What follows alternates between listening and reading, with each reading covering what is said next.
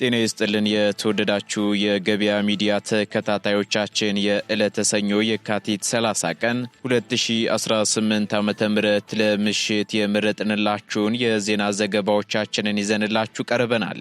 በዕለቱ የዜና ዘገባችን ላይ ደግሞ አዳዲስና ወቅታዊ ዓለም አቀፋዊ እንዲሁም አገራዊ መረጃዎችን አካተናል። በቅድሚያም አርዕስቶችን የተባበሩት አረብ ኤሚሬትስ ፕሬዝዳንት ከአሜሪካው ፕሬዝዳንት ዶናልድ ትራምፕ ጋር በክልላዊ ስጋቶች ላይ ያተኮረ ውይይት ማድረጋቸው ተሰምቷል። በዚህ ውይይትም ታዲያ አነጋጋሪና አዳዲስ መረጃዎች ተሰምተዋል። በዝርዝር እናጋራችኋለን። የአስቸኳይ ጊዜ ሰራተኞች ያልሆኑ የአሜሪካ መንግስት ተቀጣሪዎችና ቤተሰቦቻቸው ሳውዲ አረቢያ ለቀው እንዲወጡ ትዕዛዝ እንደተሰጣቸው ተነገረም። በሌላ በኩል በኖርዌይ ዋና ከተማ ኦስሎ በሚገኘው የአሜሪካ ኤምባሲ ላይ የደረሰው ከፍተኛ ፍንዳታም ሆን ተብሎ የተፈጸመ ጥቃት ሊሆን እንደሚችል የሀገሪቱ ፖሊስ አስታውቋል። በዝርዝር እናጋራችኋለን። ኢራን ወደ 3000 የሚጠጉ ሚሳኤሎችንና ሰው አልባ አውሮፕላኖችን ወደ ባህረ ሰላጤው ሀገራት መተኮሷ ተሰምቷል። በሌላ በኩል እስራኤል ለመጀመሪያ ጊዜ የኢራንን የነዳጅ መሰረተ ልማቶች ኢላማ ያደረገ የአየር ጥቃት መፈጸሟን ተከትሎ በቴህራን ሰማይ ላይ የሚታየው መርዛማ ጭስ ከፍተኛ ስጋት መቀስቀሱ ተነግሯል። የምትሰሙት መረጃችን ነው።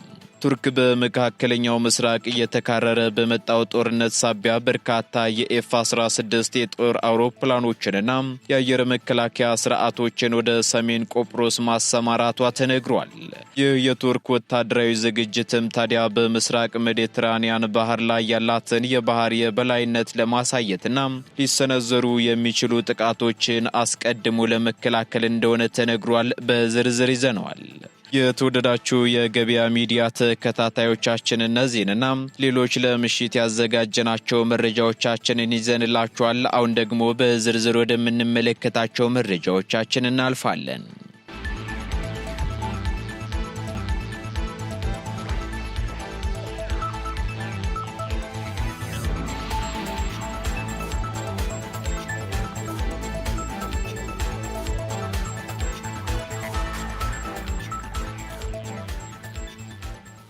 ከ870 በላይ በሚሆኑ የምግብና ጤና ነክ ተቋማት ላይ እርምጃ መወሰዱ ተገለጸ። የአዲስ አበባ ምግብና መድኃኒት ባለስልጣን ባለፉት 7 ወራት ባከናወነው የቁጥጥር ስራ የህብረተሰቡን ጤና አደጋ ላይ በሚጥሉ 875 ተቋማት ላይ አስተዳደራዊ እርምጃ መውሰዱን አስታውቋል። በማዕከልና በ11ዱም ቅርንጫፎቹ በተካሄደው በዚህ ኦፕሬሽን 733 ተቋማት የጽሑፍ ማስጠንቀቂያ ሰጣቸው ሲሆን 119 ተቋማት ላይ ደግሞ ጊዜያዊ እሸጋ መደረጉን የባለስልጣኑ ምግብና ጤና ነክ ተቋማት ቁጥጥር ዳይሬክቶሬት ዳይሬክተር አቶ እስጢፋኖስ ጌታቸው ገልጸዋል። በተጨማሪም ከተሰጣቸው ፈቃድ ውጪ ሲሰሩ የተገኙ 3 ተቋማት ደግሞ ፈቃዳቸው እንዲሰረዝ ሲደረግ 20 ተቋማት በገንዘብ መቀጣታቸውንም ተናግረዋል። በዚሁ የቁጥጥር ወቅትም ጥራት የሌላቸውና ለጤና አስጊ የሆኑ ግምታዊ ዋጋቸው ከ52.6 ሚሊዮን ብር በላይ የሚያወጡ የምግብና ጤና ነክ ምርቶች እንዲሁም የትንባሆ ሕግን ተላልፈው የተገኙ ምርቶች እንዲወገዱ መደረጉንም ተናግረዋል። በተጨማሪም ባለስልጣኑ ክፍተት የታየባቸው ተቋማት ስታንዳርዱን ጠብቀው እንዲሰሩ የክትትልና የድጋፍ ስራውን አጠናክሮ እንደሚቀጥልም ዳይሬክተሩ ጠቁመዋል።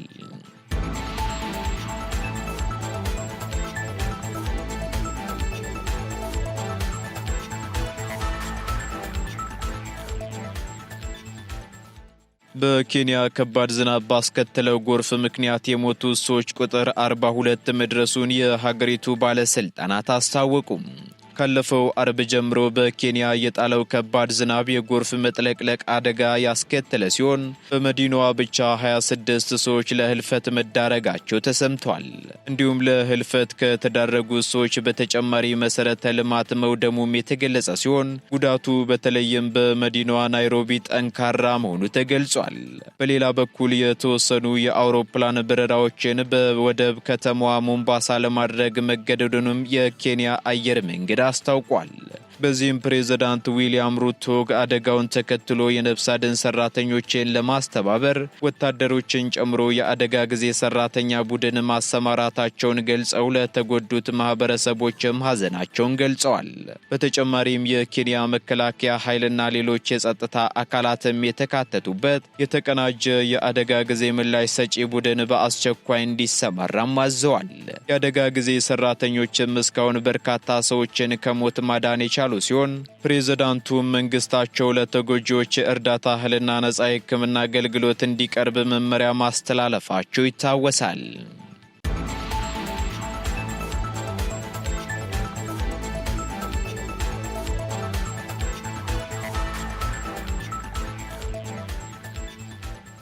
የተባበሩት አረብ ኤምሬትና የአሜሪካ መሪዎች በወቅታዊ ክልላዊ ስጋቶች ላይ መምከራቸው ተገለጸ።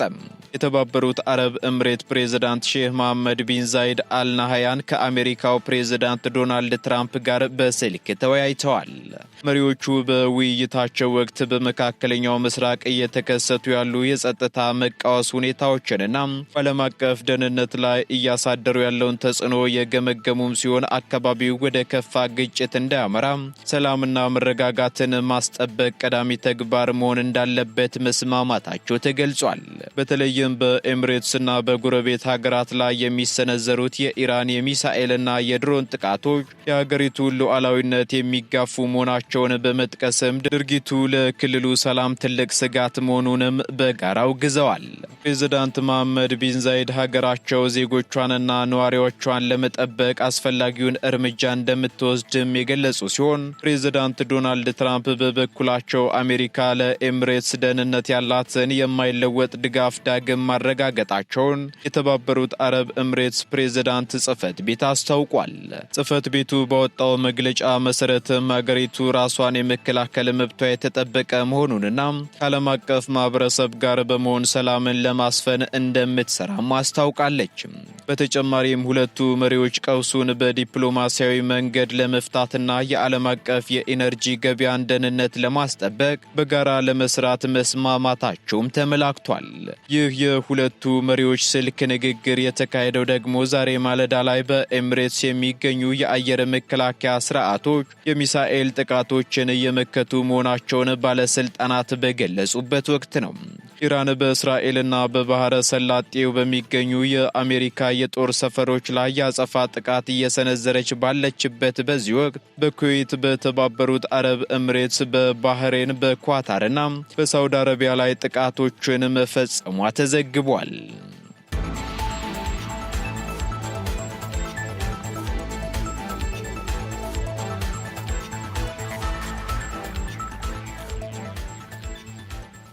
በኖርዌይ የአሜሪካ ኤምባሲ ላይ የደረሰው ከፍተኛ ፍንዳታ ሆን ተብሎ የተፈጸመ ጥቃት ሊሆን እንደሚችል ተገለጸ።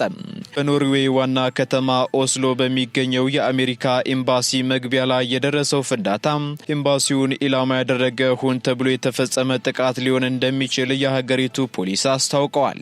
የኦስሎ ፖሊስ የምርመራ ክፍል ኃላፊ እንደገለጹት ከሆነ ደግሞ ድርጊቱ በአጋጣሚ የተሳሳተ ሳይሆን የታቀደ ጥቃት ስለመሆኑ የሚያሳዩ ፍንጮች በመገኘታቸው ምርመራው በዚያው ረገድ ትኩረት ማድረጉንም ገልጸዋል። እንደ ፖሊስ ሪፖርት ከሆነ ፍንዳታው የተከሰተው በኤምባሲው የቆንጽላ ክፍል መግቢያ አካባቢ በተቀመጠ ፈንጂ አማካኝነት ሲሆን በዚህም ሳቢያ ታዲያ በመግቢያው በሮች ላይ የንብረት ውድመት አድርሷልም ብሏል። ይሁን እንጂ በፍንዳታው ወቅት በስፍራው የነበሩ ሰዎች ባለመኖራቸው በሰው ሕይወት ላይ የደረሰ ምንም አይነት ጉዳት አለመኖሩን ተነግሯል። የኖርዌይ የደህንነት ተቋማት በበኩላቸው ድርጊቱን እንደ ሽብርተኝነት ጥቃት ሊፈረጅ የሚችል መሆኑን በመጠቆም አሁን ያለውን ዓለም አቀፍ የጂኦፖለቲካ ውጥረት ከግምት ውስጥ በማስገባት ምርመራዎች እንደሚቀጥሉም ገልጸዋል። እስካሁን ድረስ ለጥቃቱ ኃላፊነት የወሰደ አካል ባይኖርም ፖሊስ በየአካባቢው ያሉ የክትትል ካሜራ ካሜራዎችንና የአይን ምስክሮችን መረጃ በማሰባሰብ ላይ መሆኑንም አስታውቋል። የኖርዌይ መንግስት በበኩሉ በዲፕሎማሲያዊ ተቋማት ላይ የሚሰነዘሩ መሰል ጥቃቶች በፍጹም ተቀባይነት የሌላቸው መሆናቸውን በመግለጽ ድርጊቱን የኮነነ ሲሆን በኤምባሲውና በሌሎች ዲፕሎማሲያዊ ቀጠናዎች ዙሪያ ያለውን ጥበቃና ክትትል እንዲጠናከርም ትዕዛዝ አስተላልፏል። በአሁኑ ወቅትም በአሜሪካ ኤምባሲ ዙሪያ ያለው አካባቢ በፖሊስ ታጥሮ የሚገኝ ሲሆን ተጨማሪ ፈንጂዎች መኖራቸውን ለማረጋገጥም የፍተሻ ስራዎች እየተከናወኑ ይገኛሉ ተብሏል።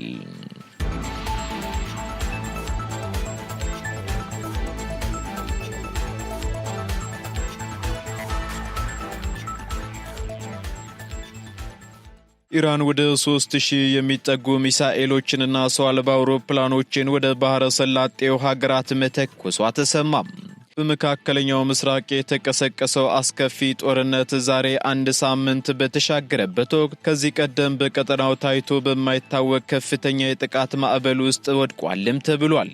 በዚህም ባለፉት 7 ቀናት ብቻ ኢራን ወደ 3000 የሚጠጉ የባለስቲክ ሚሳኤሎችንና የጥቃት ድሮኖችን ወደ ጎረቤት የባህረ ሰላጤው ሀገራት በመተኮስ ከፍተኛ ጥፋት እያደረሰች መሆኑ ተገልጿል። በተለይም በባህሬን በሚገኘው ብሔራዊ የነዳጅ ማጣሪያ ላይ በደረሰ የድሮን ጥቃት ተቋሙ ስራውን ሙሉ በሙሉ ለማቋረጥ የተገደደ ሲሆን በደረሰው አደጋም ከ32 ሰዎች በላይ የአካል ጉዳት እንደደረሰባቸው አናዶሉ ዘግቧል።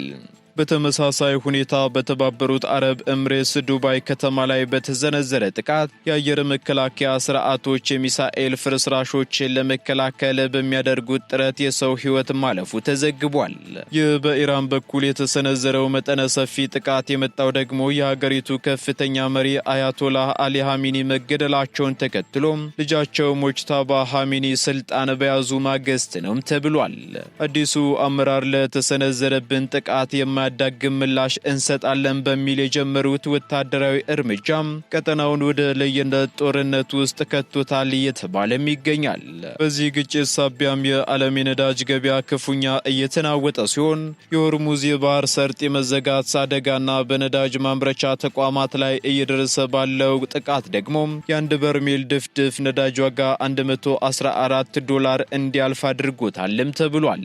በሌላ በኩል ዓለም አቀፉ ማህበረሰብ ግጭቱ እንዲቆም ጥሪ እያቀረበ ቢሆንም የጥምር ኃይሉና የኢራን ጦርነት ግን ይበልጥ እየተባባሰ መሄዱን ቀጥሏል።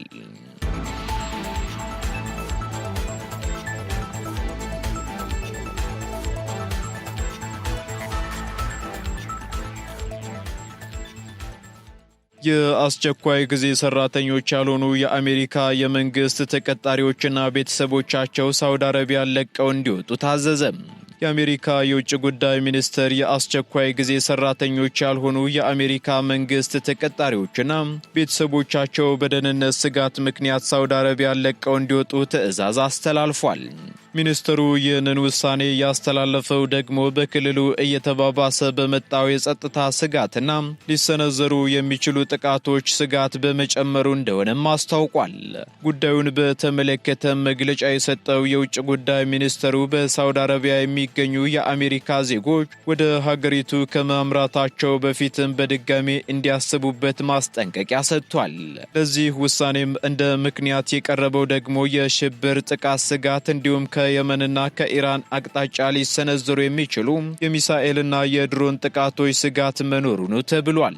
በአሁኑ ወቅትም በሪያድ የሚገኘው የአሜሪካ ኤምባሲና ቆንጽላዎች መደበኛ አገልግሎታቸውን አቋርጠው በተወሰነ አቅም ላይ የሚገኙ ሲሆን በሀገሪቱ የሚገኙ የአሜሪካ ዜጎችም በንግድ በረራዎች አማካኝነት ሀገሪቱን ለቀው እንዲወጡም ተመላክቷል።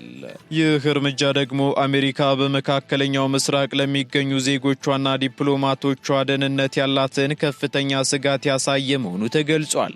በሌላ በኩል የሳውዲ የመከላከያ ሚኒስትር የአየር ኃይል ሰፈሯን ኢላማ ያደረገ ባላስቲክ ሚሳኤል ከኢራን እንደተተኮሰ የገለጸ ሲሆን ወደ ልዑል ሱልጣን የአየር ኃይል ሰፈር የተተኮሰውን ባላስቲክ ሚሳኤል ማክሸፉና ማውደሙን አስታውቋል።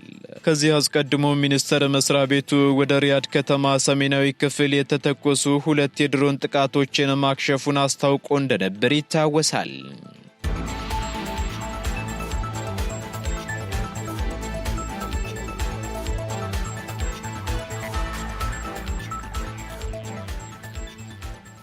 የእስራኤልን ጥቃት ተከትሎ ቴህራን ሰማይ ላይ የሚታየው መርዛማ ጭስ ስጋት መፍጠሩ ተገለጸ።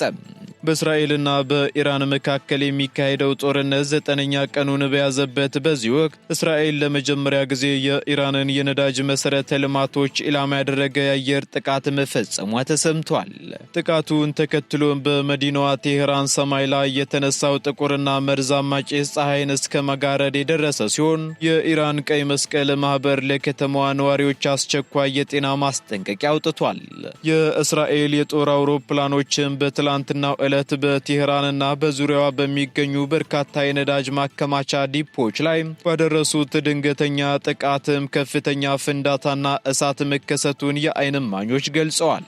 የሮይተርስና የኤፒ የዜና ወኪሎች የለቀቋቸው ምስሎች እንደሚያሳዩትም በመዲናዋ ሰማይ ላይ ታላቅ የጭስ ደመና ተንሰራፍቶ የሚታይ ሲሆን ይህ በነዳጅ መሰረተ ልማቶች ላይ የተሰነዘረ ጥቃት ለ9 ቀናት በዘለቀው በዚህ ጦርነት ውስጥ የመጀመሪያው መሆኑም ተመላክቷል። የኢራን ቀይ መስቀል ማህበር በበኩሉ ከነዳጅ ዲፖዎቹ የሚወጣው ጭስ መርዛማና ለጤና ደግሞ እጅግ አደገኛ መሆኑን አሳስቧል። ማህበሩ አያይዞም የቴህራን ነዋሪዎች አስፈላጊውን ጥንቃቄ እንዲያደርጉና ጭሱ ካለበት አካባቢ እንዲርቁ እንዲሁም በመኖሪያ ቤታቸው መስኮቶችን ዘግተው እንዲቆዩ መክሯል። ጥቃቱ በኢራን የነዳጅ አቅርቦትና በሀገሪቱ ደካማ ኢኮኖሚ ላይ ሊያሳድር የሚችለው ጫና ደግሞ ከፍተኛ ሊሆን እንደሚችልም የፖለቲካ ተንታኞች እየገለጹ ይገኛሉ። በተጨማሪም እስካሁን ባለው መረጃ ጥቃቱ ባደረሰው የሰው ሕይወት ማጥፋት ዙሪያ ከኢራን መንግስት በኩል የተሰጠ ይፋዊ መግለጫ የለም።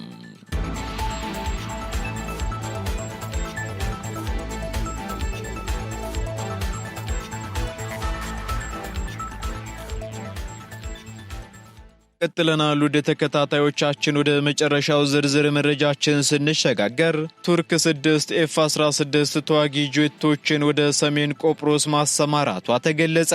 የቱርክ መከላከያ ሚኒስቴር በዛሬው ዕለት ባወጣው መግለጫ በኢራን እየተካሄደ ያለውን ጦርነት ተከትሎ በቀጠናው የመጣውን የደህንነት ስጋት ለመመከት 6 የኤፍ-16 የጦር አውሮፕላኖችንና የአየር መከላከያ ስርዓቶችን ወደ ሰሜን ቆጵሮስ ማሰማራቷን አስታውቋል።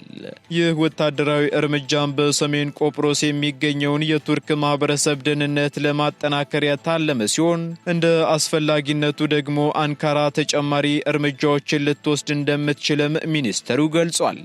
በቀጠናችን ያለውን ወቅታዊ ሁኔታ ከግምት ውስጥ በማስገባት 6 የኤፍ-16 ተዋጊ ጄቶችና የአየር መከላከያ ሲስተሞች ከዛሬ ጀምሮ በሰሜን ቆጵሮስ የቱርክ ሪፐብሊክ እንዲሰማሩ ተደርጓል ሲል የመከላከያ ሚኒስተሩ ባወጣው ይፋዊ መግለጫም ገልጿል። ስምሪቱ የተከናወነው ደግሞ በመካከለኛው ምስራቅ ያለው ጦርነት ወደ ሰፊ ቀጠናዊ ግጭት እየተቃረበ ባለበትና የድሮንና የሚሳኤል ጥቃቶች በስፋት እየታዩ ባሉበት ወቅት ነው። ቱርክ በሰሜን ቆጵሮስ የምታደርገው ይህ ወታደራዊ ዝግጅትን በምስራቅ ሜዲትራኒያን ባህር ላይ ያላትን የአየር የበላይነት ለማሳየትና ሊሰነዘሩ የሚችሉ ጥቃቶችን አስቀድሞ ለመከላከል እንደሆነም ተመላክቷል። በሌላ በኩል የአየር መከላከያ ስርዓቶቹ መዘጋት ደግሞ በቆጵሮስ ሰማይ ላይ የሚታየውን ማንኛውንም ያልተፈቀደ ወታደራዊ እንቅስቃሴ ለመቆጣጠር ያስችላልም ተብሏል።